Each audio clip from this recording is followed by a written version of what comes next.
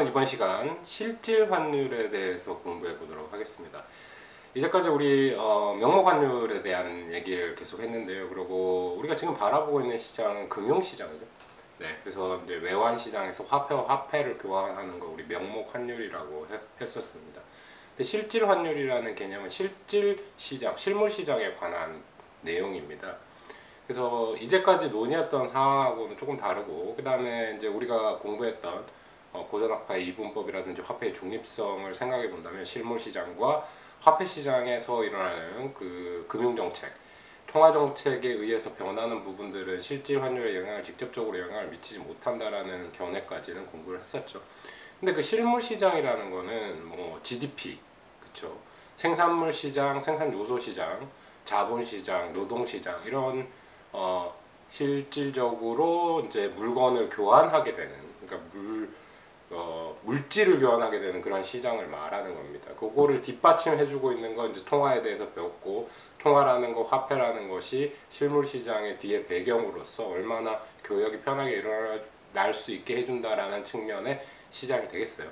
그 실물 시장, 그리고 화폐 시장 이 부분에 대한 차이, 그리고 실질 변수와 명목 변수에 대한 차이를 먼저 이해를 하셔야 되고요.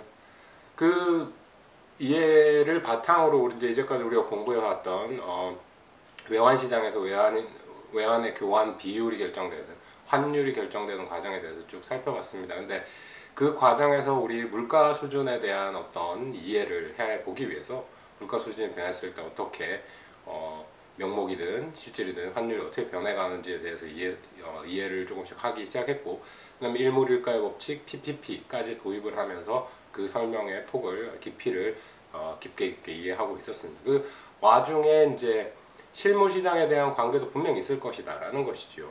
그래서 물건을 교역한다는 측면에서 무역의 관점에서 볼 때 이제 실질 환율이 결정되면 어떤 방향으로 움직이는지에 대한 고민도 필요한 것이고요. 그 부분에서 오는 차이를 공부함을 통해 가지고 우리 뭐 궁극적으로는 이제 이자율 평행방정식을 하는데 실질 이자율 평행방정식을 또 구해낼 수 있습니다. 그러니까 실질 이자율이라는 거와 명목 이자율에 대해서 조금 구분을 해야 되는 것이, 통화를 우리가 수요하고 공급하는 경우에는 이제 명목 변수가 정해지는 거죠. 통화에 관한 내용이니까. 근데 실물 시장 중에서 이제 뭐 대부 자금 시장이라고 하기도 하고 자본 시장이라고 하기도 하는데, 자본 시장에서 실질적으로 자본의 수요 공급에 의해서 실질 이자율이 각국에서 결정이 됩니다. 그 차이를 한번 바라보는 거고요. 그 실질 이자율과 명목 이자율에 대한 관계는 우리 피셔 방정식에 의해서 설명을 했었죠. I는 R 플러스 파이다. 그래서 실질 이자율에다가 인플레이션율 차이를 더한 것이 명목 이자율이 된다라고 이해를 하면 되고요. 그 관계 속에서 그러면 실질 이자율은 어디서 결정되는지, 그 실질 이자율을 바탕으로 우리 이자율 평행 방정식을 어떻게 구해낼 수 있는지까지가 쭉 설명하는 내용이 오늘의 주된 내용이 되겠습니다. 실질 환율을 이해를 해야 되고, PPP에 대한 이해라든지 PPP를 이해하려면 일물일가의 법칙 그 바탕을 두고 있으니까 그 과정을 우리가 지난 시간에 지난주에 공부했던 내용과 함께 연결을 시키는 과정이 되겠습니다. 그러니까 실질 환율이라는 걸 먼저 정의를 하고, 오늘 실질 환율을 정의하는데 명목 환율이 그 과정에 들어가고요. 물가의 비율, 그러니까 물가의 비율이라고도 할 수 있고, 아니면은 뭐 빅맥 지수를 했던 것처럼 빅맥 가격을 넣어가지고 비교할 수도 있습니다. 그래서 이제 실질 환율에 대한 이해를 해보자는 거죠. 실물적으로 물건을 거래하는 가치, 물건을 교환하는 비율, 이런 것들을 생각해 봄으로써 좀 더 우리가 국제 금융시장에서의 거래가 어떤 식으로 이루어지는지에 대한 좀 더 깊이 있는 이해, 그리고 실물 시장과 명목 변수, 실질 변수, 명목 변수에 관한 관계, 요거를 이제 이해하는 데 초점이 있겠습니다. 그래서 좀 더 깊이 있는 이해를 하는 것이고요. 장기적인 관점에서 바라본다고 했죠. 뭐 인플레이션율도 보고, 그러니까 실물 시장의 균형을 모든 시장이 다 균형에 이르게 된다라고 생각하는 아주 장기적인 관점에서 환율의 변화, 그럼 그 환율 중에서도 명목이 아닌 실질은 어떤 변화가 있을 것이고, 거기에 관계 있는 물가의 변동이라든지 물가 변동 비율의 차이라든지 그런 것들을 고려함으로써 좀 더 깊이 있는 금융시장의 변화를 이해 또는 분석 그리고 장기적으로 예측할 수 있는 능력을 기르는데 그 목적이 있습니다. 그럼 하나하나 살펴보도록 하겠습니다.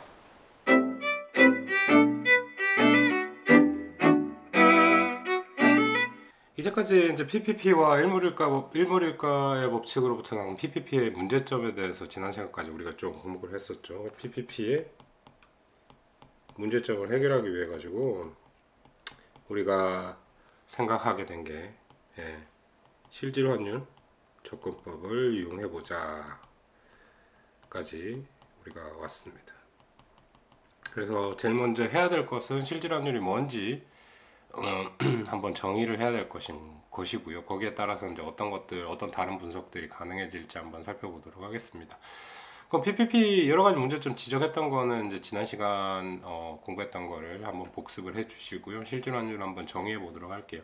실질 환율을 이렇게 정의합니다. 실질 환율을 여기 교과서에서 Q로 썼고 QUS per EU는 명목 환율 달러 per 유로에다가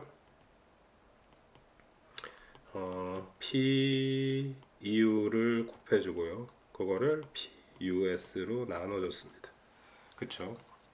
근데 여기서 이제 우리 빅맥 지수도 공부했지만 하나의 물건으로 계산을 한다면 빅맥이 EU에서 하나에 얼마에 팔리는지 그 가격을 나타내는 거죠. PEU가. 하나의 물건으로 평가를 하다가 점점 더 이제 다른 방법으로 좀 더 일반화 시켜가지고 이거를 일반화시키는 내용을 도입을 한 겁니다. 그래서 이제 우리 CPI 계산할 때처럼 상품에 대한 베스킷을 정하고 그 베스킷을 구매하는 데 드는 비용, 그쵸? 그것을 사는 데 대한 비용들을 물가 지수처럼 이렇게 지정을 한 다음에 PEU와 PUS로 정의하고 각국에서 그걸 환율로 바꿔서 달러 가격으로 바꾼 다음에 두 개를 비교를 한 것이죠. 그래서 이제 실질 환율을 이렇게 정의를 했다라는 것까지 이해를 하시면 되고요. 이제 점점 확장이 돼가지고 이 PEU, PUS라는 게 어떤 상품 베스킷에 대해서 지불해야 되는 어떤 가격이다 이렇게 생각하시면 되겠습니다. 그럼 좀 더 일반화 시켜가지고 물가 수준으로 해석해 볼 수 있겠죠. 평균적인 가격 수준이다 이렇게까지 해석해 볼 수 있게 되는 겁니다. 그래서 이제 실질 환율에 대한 어떤 방정식을 정의를 했고요. 그래서 이제 요거를 어떤 변화에 대한 요 실질 환율 변화에 대해서 한번 고민을 해보도록 하겠습니다. 그러면 실질 환율 Q가 상승할 수 있고 하락할 수 있겠죠. 요거를 어떻게 정의를 하느냐? 그러면 요거 실질 환율이 증가했다 이랬을 때 우리 이거 실질 절하로 표현합니다.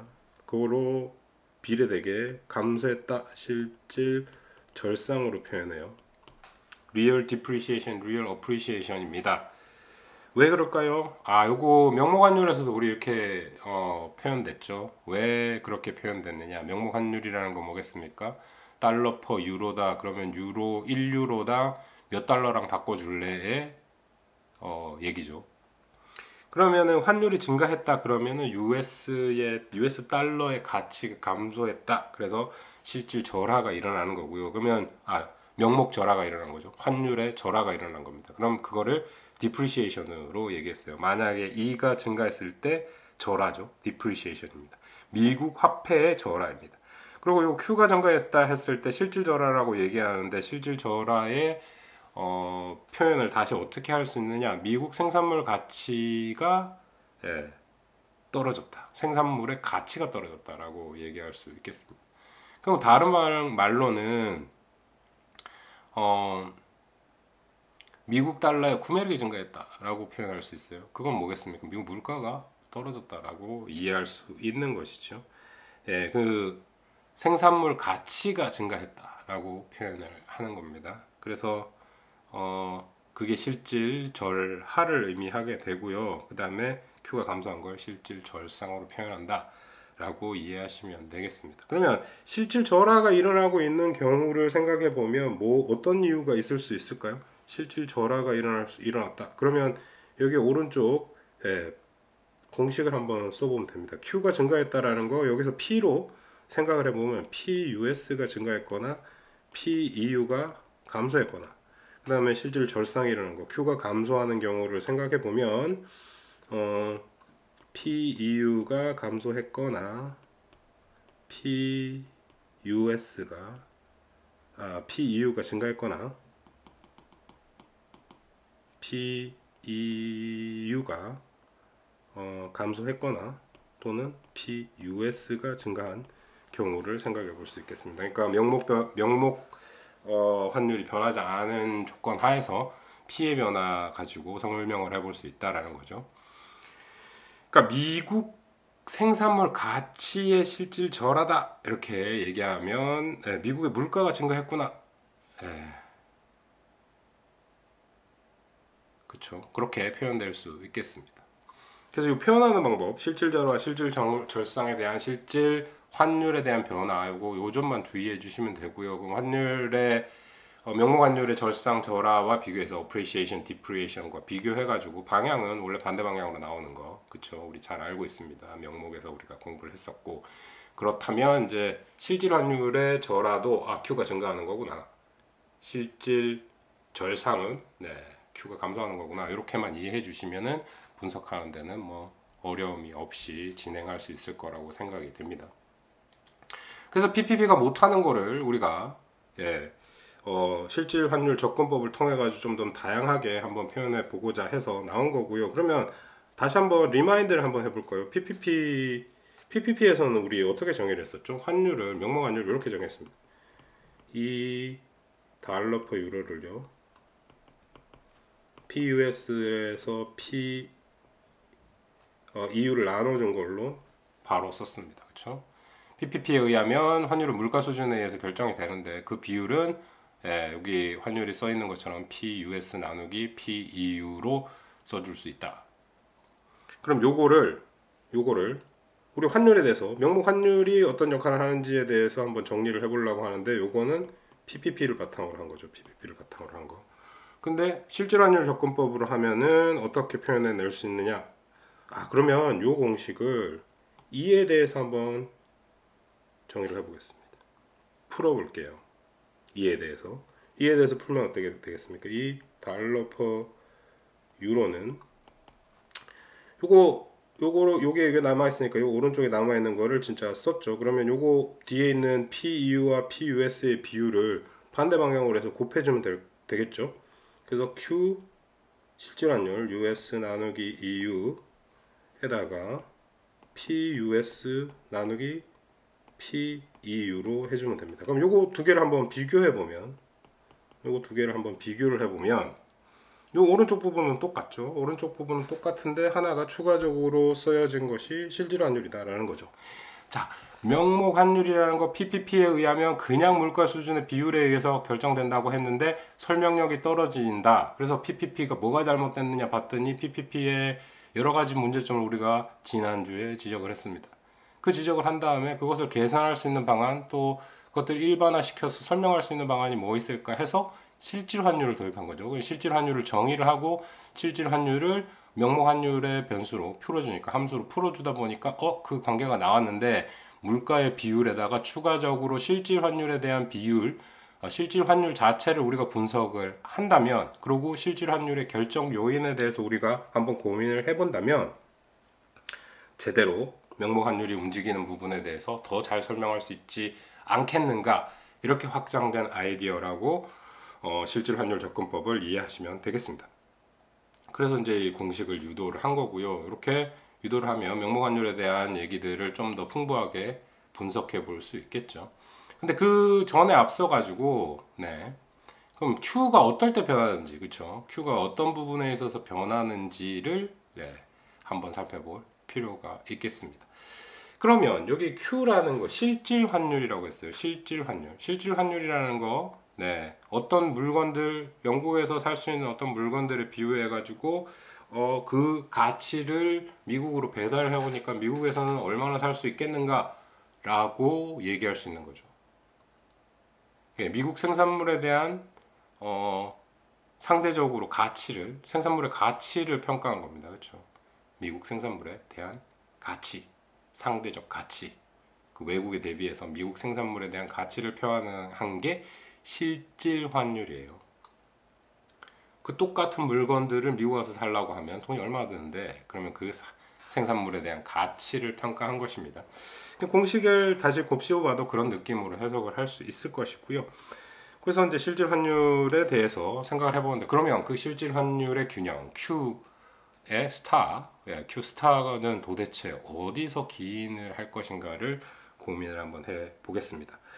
그래서 뭐 이제까지 나와 있는 내용들을 한번 그림으로 표현을 해보도록 할게요. 자, 2차원적인 그림을 한번 그려보겠습니다. 여기 이게 뭔가 YUS와 YEU로 평가를 해볼게요. 그러니까 생산물입니다. 생산물의 비율 있죠. 미국에서 생산하는 생산물과 유로에서 생산된 생산물의 비율입니다. 자, 이거 다르게 해석을 해보거나 이제 Y를 잘 쳐다보면 그렇게 해석할 수도 있을 것 같아요. 자, 이게 뭐죠? 네, Y라는 거. 네, GDP로 해석할 수 있겠죠. 아주 가장 다양한 물건들, 거기서 생산하는 물건들 전체의 가치를 우리가 다 더해놓은 거죠. 1년 동안 생산한 거에 시장 가치를 다 더해놓은 겁니다. 네, GDP죠. 그러면 일단 장기적인 GDP 공급이라고 해볼게요. 생산물 자체 공급은 GDP의 비율은 정해져 있다고 봅시다. 그럼 공급은 정해져 있네요. 공급은 이렇게 수직으로 정해져 있다고 보겠습니다. 요게 YUS 대비 YEU인데, 요게 이제 공급적 측면의 부분이고 고정이 되어 있다. 장기적으로 이렇게 바로 고정되어 있다고 표현을 해보겠습니다. 그러면 이제 요게 우리가 Q의 균형을 찾아보려고 하는 거고요. 그거를 상대적인 relative supply라고 해서 RS로 쓰겠습니다. 자, 여기서 수요를 생각해 보면 이런 현상을 보일 것이다 라고 우리가 예측을 하는 건데요. RD고요. RD는 네, Y US의 D와 Y EU의 D의 비율로 relative demand를 구해 본 겁니다. 그래야 우리가 생각해 보는 Q의 변화와 이해가 방향이 같아지게 될 겁니다. 자, 하나를 생각해 볼게요. 만약에 상대적으로 US에 대한 상대적인 수요가 증가했다. US 물건에 대한 상대적인 수요가 증가했다. 그럼 어떻게 변할 것이냐? 네, 미국 생산물 가치가 올라가겠죠. 그렇죠? 그럼 환율이 떨어지는 실질 절상이 일어나게 되는 겁니다. 환율이 떨어지는 거죠. 환율이 이렇게 떨어지는 거고 실질 절상이 일어나는 거예요. 그렇죠? 여기 떨어지는 거를 우리 실질 절상으로 표현했습니다. 실질 절상의 의미가 뭐다? 미국 생산물의 가치가 증가한다. 상대적으로 디맨드를 더 하는 거니까. 상대적으로 US 물건에 대해서 더 선호를 하게 되는 거죠. 더 좋아하게 되는 거니까. 네. 실질 절상이 일어나게 되는데, 이것은 뭘 의미하느냐? 수입재를 더 싸게, 수출재를 더 비싸게 만드는 그런 현상을 보이게 될 거다. Q의 실질 환율이 절상됨으로써 Q가 감소함으로써 그런 현상이 벌어지게 된다라는 겁니다. 자, 생산물에 대한 수요 감소는 어떻게 되나요? Q를 증가시키겠죠. Q 증가시키게 되는데, 이게 이 방향으로 그 수요 곡선이 왼쪽으로 감소하게 되면은 Q가 증가하고 실질 저하를 발생시킨다라는 걸 이 그림으로 우리가 이해를 할 수 있고요. 그래서 이제 이게 상대적인 디맨드 RD는 우상향하는 그래프를 우리가 그릴 수 있구나, 이렇게 이해하시면 되겠습니다. 그럼 공급 증가도 한번 고민해 볼 필요가 있겠죠. 공급 증가, 미국 생산성 증가로 인해서 미국의 생산물의 공급이 증가했다. 미국의 GDP가 EU에 비해서 상대적으로 증가했다. 그러면은 이렇게 그려보면 되겠죠. 여기서 RS 프라임으로 그려볼 수 있습니다. 그러면 원래 RD에 비해 가지고 Q가 상승하죠. 그러면 실질 저하가 발생하게 되겠죠. 미국 생산물 가치에 실질 저하가 발생한다. 네. 그런데 이 부분은 좋습니다. 실질 저하가 발생하는 것까지는 좋아요. Q가 요거는 RD의 증가로 이렇게 발생이 된 거고, 이건 RS의 증가가 되면은 Q가 이렇게 증가하는 실질 저하가 발생하는 현상을 우리가 목격할 수 있겠습니다. 그래서 수요의 증가와 감소, 공급의 증가와 상대적 증가와 감소, 상대적 수요의 증가와 감소로 인해서 실질 환율이 직접적으로 변하는 현상을 보일 거다라는 부분을 설명을 그래프로 드린 거고요. 근데 이제 한 가지 문제가 무엇이냐? 요 공급 증가, GDP의 증가. 자, 요때 한 가지 우리의 분석의 한계를 만들게 됩니다. 잠깐 그 부분을 짚고 넘어갈게요. 짚고 넘어갈 수밖에 없고, 그 부분이 무엇이냐? 설명을 해보겠습니다. 예, 국내 생산물의 상대적 공급이 증가한다. 그러면 RS가 증가하는 거죠. RS의 증가는 RS가 증가하면 우리 실질 저하가 발생하는 거죠. Q가 증가하는 현상을 우리가 목격을 했습니다. 그렇죠? 첫 번째로는 Q가 증가할 거예요. 근데 RS가 증가했다는 원인은 우리 다시 한번 생각을 해보면 RS의 증가는 YUS의 상대적인 증가로 올 거고요. 이게 통화 시장에도 영향을 주게 되는데 이 부분이 문제입니다. 우리 지금 실물 시장의 변화에 대해서 한번 생각을 해서 실질 변수인 실질 환율의 변화가 있었는데 이게 명목 시장에도 영향을 준다는 거죠. 왜요? 통화 시장 균형 조건이 뭐였죠? MSP로 나눠준 게 L 수요하고 같아지는 거죠. 수요에 영향을 주는 거 뭐가 있었습니까? R이 있었고요. 명목 이자율 우리 R로 썼습니다. 라지 R로. 거기다가 Y가 있었습니다. 그럼 Y가 증가를 했죠. 여기서 Y는 수요를 증가시킵니다. 통화 수요를. 국내 GDP가 상승되거나 소득이 상승됐을 때 GDP 그 통화 수요가 증가하는 현상을 야기시킨다. 그럼 이게 실질 변수의 변화가 통화 시장에도 영향을 줬다라는 거죠. 그럼 통화 시장에 영향을 줘가지고 또 다른 변화로 생각해 볼 수 있는 거. Y가 증가해가지고 L이 증가했어요. 요거 오른쪽이 증가했으니까 왼쪽도 만약에 균형 조건에서는 같아지게 될 건데 만약에 중앙은행이 통화량을 그것과 상응되게 바꾸지 않았을 때 어떻게 돼야 되겠습니까? 이 전체가 상승을 해야 되니까 PUS가 감소하는 현상이 벌어진다라는 거죠. 국내 물가의 하락으로 연결되어질 수 있다라는 거. 그걸 예측할 수 있어요. 그러면 이제 우리 원래 요 왼쪽에 있는 공식으로 들어가 볼게요. 왼쪽에 있는 공식 다시 한번 요 밑에다가 한번 다시 써보겠습니다. 명목 환율은 QUS 나누기 EU에다가 그쵸 PUS PEU로 쓸 수 있었는데 여기서 바라봤듯이 Q는 상승을 했습니다. Q는 상승을 했는데 Y가 증가하는 원인이 발생을 했고 그쵸 그 RS가 증가했다는 거는 US의 GDP가 상대적으로 상승하게 되는 거고요. 그래서 기인하는 거죠. 그래서 Q가 상승해서 실질 저하가 일어났다는 거 우리 이해하고 있습니다. 근데 여기에 따라서 P도 감소하는 현상을 보인다는 거죠. P 감소가 여기서 발생을 하게 됩니다. 그럼 어떤 게 상대적으로 더 크냐에 따라서 요 exchange rate 이 달러 퍼 유로가 어떤 방향으로 이루어질지 증가할지 감소할지 모르겠다 하는 이런 불명확해지는 현상을 보일 수 있습니다. 이건 언제 벌어진다고요? 공급이 상대적 공급 변화가 있었을 때 발생하는 문제로 이해하실 수 있겠습니다. 이 부분만 이해하신다면 전체적인 요 위에 있는 그래프로 모든 것들을 다 정확하게 실질 절상, 실질 저하와 함께 다 이해를 할 수가 있게 됩니다.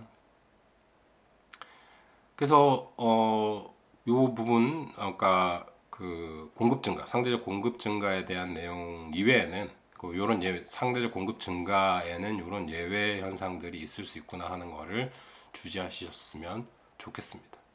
자, 한 가지 이제 마지막으로 요약을 해보자면요. 경제 변화가 이제 통화적 요인에 의해서만 영향을 받는 경우, 그러니까 실물 시장의 변화에 의해서 변화가 발생하지 않은 경우에다가 PPP가 성립한다고 하면 사실 명목 환율은 PPP, 그러니까 물가 수준, 가격 수준에 의해 가지고 바로 결정이 됩니다. 근데 경제 변화가 실질 생산량 변화에 의해 가지고 되는 경우, 변화가 발생하는 경우는 PPP, 그러니까 가격 비율, PUS 나누기 PEU에 의한 부분 말고 실질 환율에 영향을 주고, 실질 시장의 변화가 실질 변수인 실질 환율에 영향을 주고, 그 영향이 명목 환율에 영향을 주는 요 현상까지를 우리가 더 풍부하게 분석해주는 공식이 바로 요 실질 환율 접근법이다 라고 이해하시면 되는 거예요. 그럼 각각의 변화들, 각각의 변수의 변화들은 우리가 각각 생각해 볼 수 있었죠. PUS, PEU 말고, 그러니까 PPP가 설명해 줄 수 있는 PPP 부분의 설명 부분 말고, 실질 환율 접근법, 실질 환율의 변화에 의해서 명목 환율이 변하는 것들을 우리가 각각 이해해 볼 수 있다라는 겁니다. 그러면은 이제 뭐 명목 시장, 통화 시장에서 일어나는 변화들 우리 생각해 볼 수 있겠죠. 미국 중앙은행의 통화 공급 수준이 증가라든가, 뭐 유로 중앙은행의 통화 공급 증가, 그렇죠. 그게 발생할 수 있는 거고요. 거기다 생산물 수요 증가, 그게 각국에서 미국이나 유럽에서 발생하는 경우, 그 다음에 생산물 공급 증가의 경우가 있는데, 공급 증가는 반대 방향의 움직임, Q의 변화에 더불어 물가에도, 그러니까 생산물 시장, 실물 시장에서 변화한 건데 그게 또 통화 시장에도 영향을 주는, 통화의 수요 공급에도 영향을 주는 GDP의 변화가 일어나기 때문에 소득의 변화가 오는 것이고요. 그게 수요적인 부분만이 아니라 공급이 증가한 경우에는 이제 통화 수요에 영향을 미쳐가지고 또 피해도 영향을 주는데 반대 방향으로 영향을 주기 때문에 우리가 방향을 예측할 수 없는 상황이 벌어진다까지 이해하시면 되겠습니다.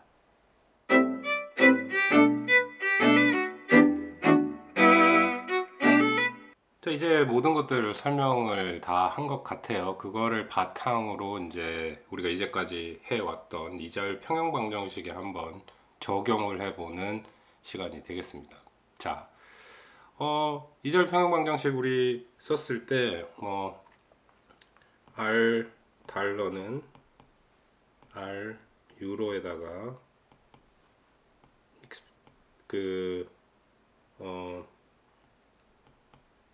환율의 백분율 변화, 요걸로 썼죠. 이자율 평형 조건,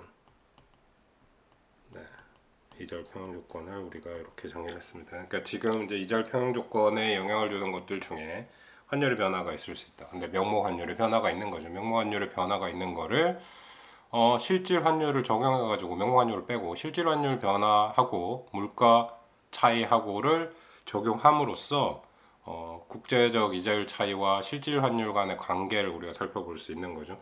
그럼 이자율 평형 조건에다가 한번 집어 넣으려고 하는 거예요. 근데 우리가 봤던 거 뭐죠? 환율이라는 거 달러퍼 유로니까 이 달러퍼 유로 다 위에 생략한 거 이제 편하게 이렇게 우리 쓰고 있습니다. 그렇죠?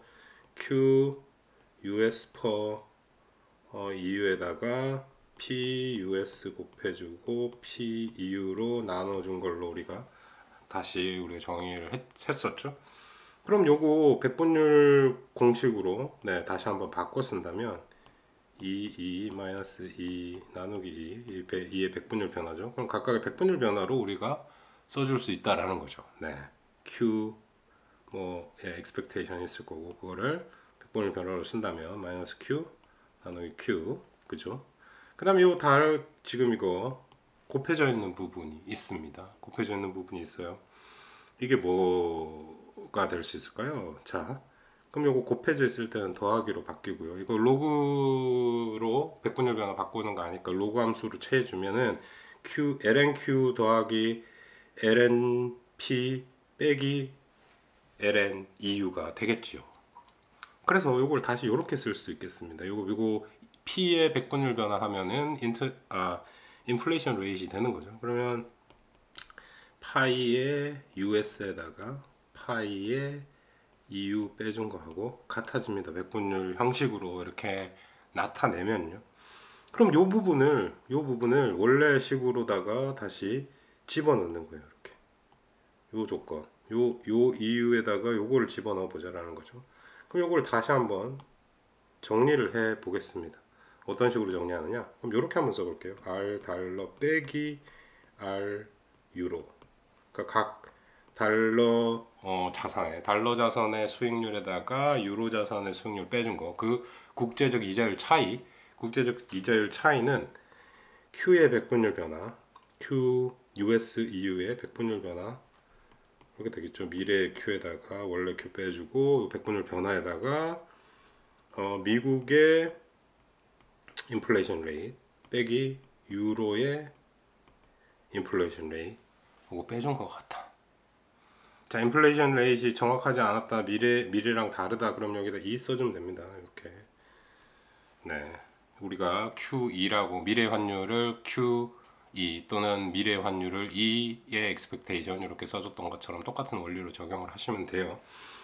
그러면 이제 우리가 이렇게 써볼 수 있는 겁니다. 이 공식을 우리가 유도를 한 거예요. 자, 이게 뭘 보여주고 있느냐? 이게 국제적 이자율 차이와 실질 환율, 그쵸? 실질 환율, 백분율 변화, 거기다가 물가 상승률의 차이, 그쵸? 두 국가 간의 명목 이자율 차이, 그러니까 달러 자산의 이자율과 유로 자산의 이자율의 그 격차는 외국 생산물 같이 비교한 거, 실질 환율의 백분율 변화하고 인플레이션 차이에서 기인한다 라는 사실을 알아냈습니다. 그쵸? 두 국가 간 기대 인플레이션 차이의 합으로 우리가 정리를 해 볼 수 있었어요. 이 공식을 바로 유도할 수 있게 됩니다. 그러니까 PPP에서는 못한 거였죠. PPP에서는 그냥 물가 차이 2의 백분율 변화하고 인플레이션 레이트 차이하고 같아진다라고 정의할 수 있었는데, 지금 이제 이걸 이자율의 차이로 한번 바꿔보자. 그럼 이자율의 차이는 어떤 부분이 있을 수 있다? 인플레이션율 차이에서 오는 부분하고 실질 환율의 변화에서 오는 부분하고 그 두 가지로 구분해 볼 수 있겠다라는 겁니다.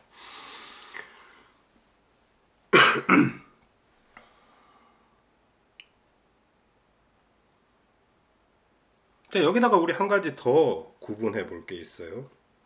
그러니까 우리 실질 변수에 대해서 우리 얘기하고 있으니까 한 가지 더, 피셔 이퀘이션, 피셔 이펙트, 그러니까 피셔 효과라고 할 수 있고 피셔 이퀘이션이라고 할 수 있는데, 실질 이자율과 명목 이자율 간의 차이를 우리가 써볼 수 있겠죠. 그러니까 명목 이자율을 우리가 R로, 라지 R로 지금까지 계속 써왔습니다. 그렇죠?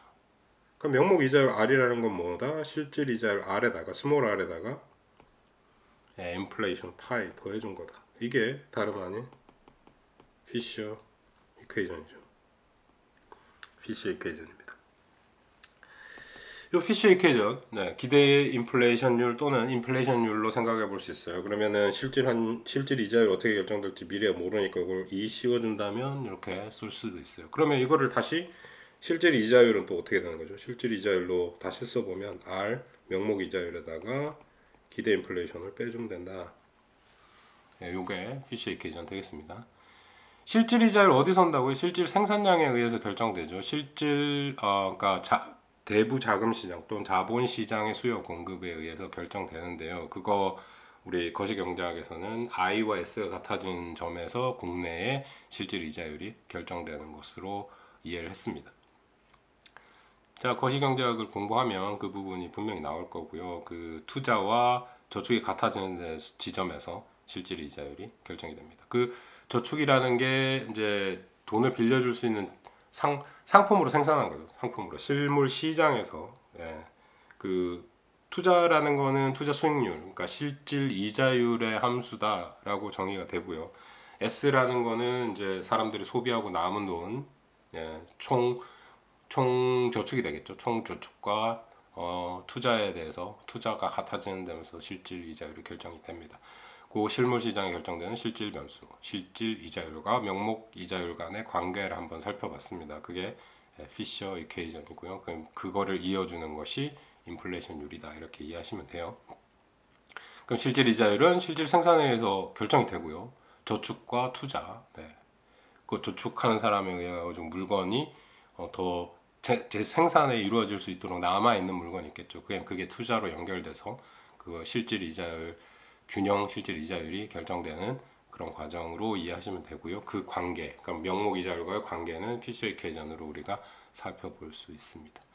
그렇다면 마지막으로 우리가 부를 수 있는 실질 이자율 평형 조건, Real Interest Parity를 한번 써보도록 하겠습니다. 그럼 실질 이자율의 차이를 우리가 이렇게 쓸 수 있겠죠. 그럼 요거를 이제 두 국가 간의 차이를 한번 써보겠습니다. RUS 하고 REU의 차이는 RUS 마이너스 파이의 US, 그쵸? 요게 실질 이자율이 명목 이자율과 인플레이션율의 차이니까 요거에다가 요거 같아지겠죠. EU 빼기 파이 EU가 될 겁니다. EU, 그쵸? 이렇게 쓸 수 있어요. 이렇게 쓸 수 있습니다. 그렇다면 요거를 다시 정리를 해볼 수 있겠죠. 다시 어떻게 정리를 하느냐? 요거 우리 지금 요 위에서 구했던 게 있어요. 위에서 구했던 거. 요 국제 이자율과 실질 이자율과의 차이를 구해 놓은 게 있죠. 네, 여기서 구해 놓은 게 여기 있습니다. 그럼 R 달러와 R 유로. 이거 우리 달러랑 유로를 썼습니다. 그렇죠? 그래서 다시 그 부분이 바뀌었으니까 제가 잘못 썼으니까 원래 우리가 써오던 방식이랑 좀 다르니까 바꿔볼게요.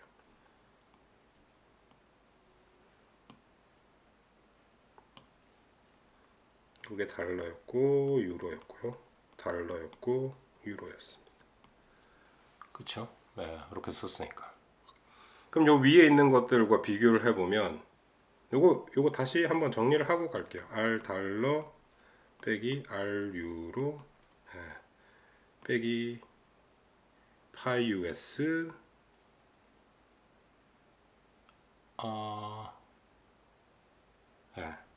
빼기 파이 US 더하기 파이 US EU가 돼요. EU가 됩니다. 이렇게 정리할 수 있겠죠. 요게 마이너스고 요게 마이너스니까 플러스 되고요. 요거를 마이너스로 써줘야 되죠. 죄송합니다. 요거를 마이너스로 써주면 요거 마이너스 똑같이 돼서 플러스로 다시 바뀌게 되는 거죠.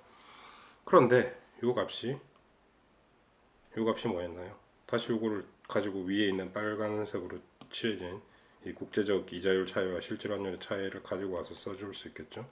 Q의 백분율 변화, 그쵸? 더하기 파이의 US 빼기 파이의 EU, 그쵸? 요거까지가 요거하고 같아지는 거고요. 서로 같은 거고요. 거기에 이제 아까 남아있던 요 부분이 있겠죠. 요 부분이 있습니다. 자, 그러면 요거 간단하게 없어지죠. 요 두 개 같으니까 요거 더하기고 요거 빼기고 없어집니다. 그러면 간단하게 우리가 다시 써볼 수 있습니다. 그렇죠? R 달러 빼기 R 유로는 Q 백분율 변화하고 같아집니다. 자, 이것을 보고 이 마지막에 도출해낸 여기서 관계를 도출해낸 이거를 보고 Real Interest Parity, 실질 이자율 평형 조건이라고 부릅니다. 컨디션까지 붙여도 되고요. Real Interest Parity라고 부릅니다. 실질 이자율 평형 조건, 두 국가 간의 실질 이자율 차이로 나타난다. 됐나요? 네, 이거를 다시 얘기하면 실질 이자율 차이는 실질 저하율의 차이하고 같다. 실질 저하율하고 같다. 그쵸? 실질 환율의 백분율 변화율, 그럼 절하율 이렇게 얘기할 수 있겠죠. 네, 그렇게 정의될 수 있는 겁니다. 그래서 이제 우리 쭉 오늘 계속 공부했던 게 실질 환율에 대해서 공부를 했는데요. 가장 큰 시사점은 뭐냐? 우리가 지금 원래 했던 인터레스트 패러티에서 공부했던 것처럼 명목 이자율의 차이, 국제적 이자율의 차이는 실질 환율의 차이와 인플레이션의 차이로 우리가 분리해서 구분해 볼 수 있는 공식을 유도를 했었고요. 그게 이제 파란 네모표로 체크되어 있는, 정리되어 있는 공식으로 볼 수 있고요. 그거를 다시 그럼 실질 이자율과의 관계는 어떤 관계일까 해보면, 실질 이자율 변화는 실질 환율의 차이로, 실질 이자율의 차이는 실질 환율의 차이로, 백분율 변화로 이해할 수 있는 겁니다. 그 부분을 그렇게 이해하고 거기에다가 추가적으로 인플레이션율의 차이를 추가적으로 고려해 준다면 그게 명목 이자율, 원래 얘기했던 인터레스트 패러티까지 설명할 수 있다. 인터레스트 패러티다. 이렇게 보면 되겠어요. 실질 이자율 평형 조건은 실질 이자율의 차이하고 실질 환율의 차이하고 같다라는 거고, 명목 이자율의 차이는 명목 환율의 차이이다. 그쵸? 그게 이제 이자율 평형 조건이고, 실질 이자율은 실질 환율의 백분율 변화다. 이게 real interest parity다. 이렇게 이해하시면 되겠습니다. 우리 쭉 공부해왔던 부분들이 이제 이런 거죠.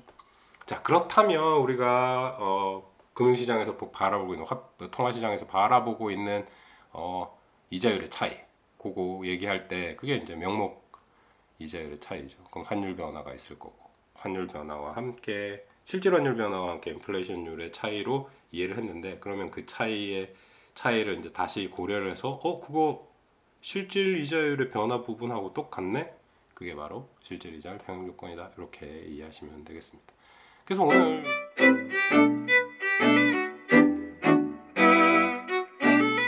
오늘 여기 실질 환율에 대해서 쭉 이해하고요. 이제까지 우리가 고려하지 못했던 거, 그러니까 처음에 우리 시작할 때의 우리 관심은 뭐였죠? 장기적인 관점에서 볼 때 인플레이션율이 이자율 차이를 설명해 줄 거야. 이런 부분들을 설명하기 위해서 시작을 했어요. 근데 그 인플레이션율을 차이를 생각해 보다가 보니까 PPP를 이용하게 됐고, PPP가 물가의 이제 가격 수준의 비율로 나타나게 되는 거죠. 그거를 이용하다 보니까 PPP 한계 때문에 뭔가 설명이 잘 못 되는 부분이 있었는데, 그거를 이해하기 위해서 실질 환율이라는 개념을 도입했습니다. 그러니까 실질 환율이라는 거는 명목 환율에다가 물가의 비율하고의 관계를 나타내 주고 있다. 그럼 명목 환율이 변하고 있는 거는 실질 환율의 변화, 그러니까 각국 생산물의 가치 비율, 가치의 상대적 비율과 함께 물가 차이가 있다라는 공부를 했고요. 그걸 이제 추가적으로 PPP는 그냥 물가 수준이 다르기 때문이다 라고 생각을 했던 거를 추가적으로 우리가 공부를 할 수 있었던 겁니다. 그래서 좀 더 실질 환율이라는 개념, 그죠? 실물 시장에서 오는 변화가 있을 것이고, 물가 변화 때문에 오는 변화가 있을 것이다 라는 거를 생각을 했고, 좀 더 이제 실질적인 부분만 한번 따로 떼내서 생각해 보자. 그게 실질 이자율 평형 조건까지 우리가 도출을 했습니다. 그렇게 점점 더 변수들의 변화들이 어떤 변수들에 영향을 미치는지에 대해서 하나하나 이렇게 분리해서 생각해 보니까 좀 더 깊이 있고 추가적인 어떤 내용들을 이해할 수 있었습니다.